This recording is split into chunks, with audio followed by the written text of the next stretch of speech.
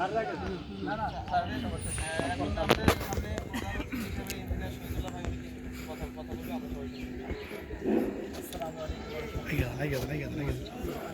আছেন? আলহামদুলিল্লাহ। সরি বলতেছি এই জন্যই আমার আসতে হয়েছে। সুশৃঙ্খলভাবে অপেক্ষা করছে।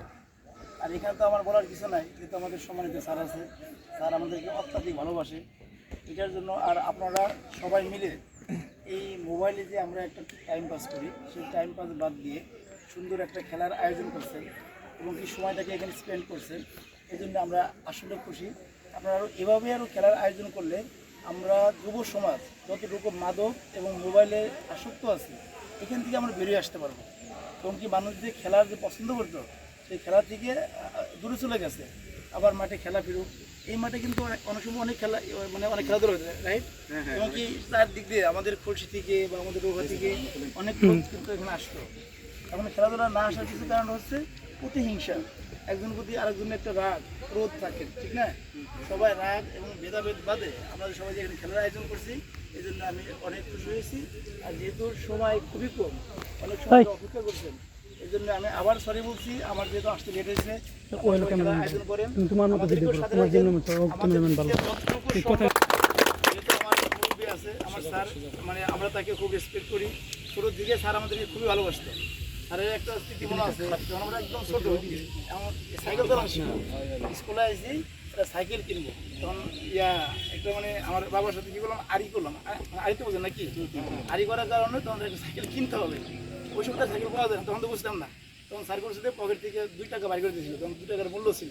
সেটা সম্ভবত 2001 বা 2 এর দিকে 2 টাকা বের করে সাইকেল এক বোনের জন্য ভাড়া করে আমরা এই মাঠে সাইকেল চালাইছি। ওই যে জিনিসটা একটা ইচ্ছা বা আশা ছিল।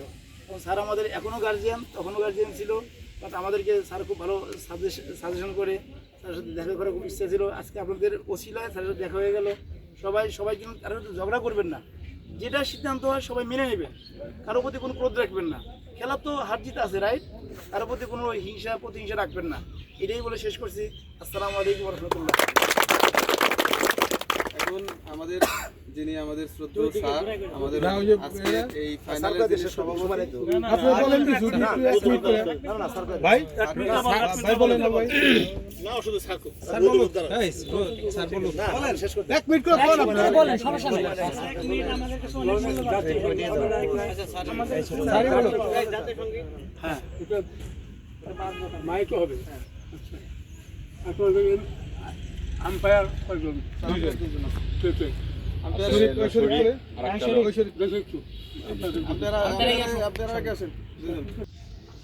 ফুটবল করছি, এটা করলেন। আর বাংলাদেশ ইন্টারন্যাশনাল এতে যে ঢোকার আগে আমরা যে প্রাণ করে কত আশা করছি যে বাংলাদেশ দিতে পারে না, দিতে পারে না, হাউটা আছে কেমন যা লাগছে আমাদের। তখন ঢুকলো Kenya versus Bangladesh, Kenya versus বাংলাদেশের, কেনিয়াকে পরাস্ত করে বাংলাদেশ উইন করলো। খুব খুশি হইলাম।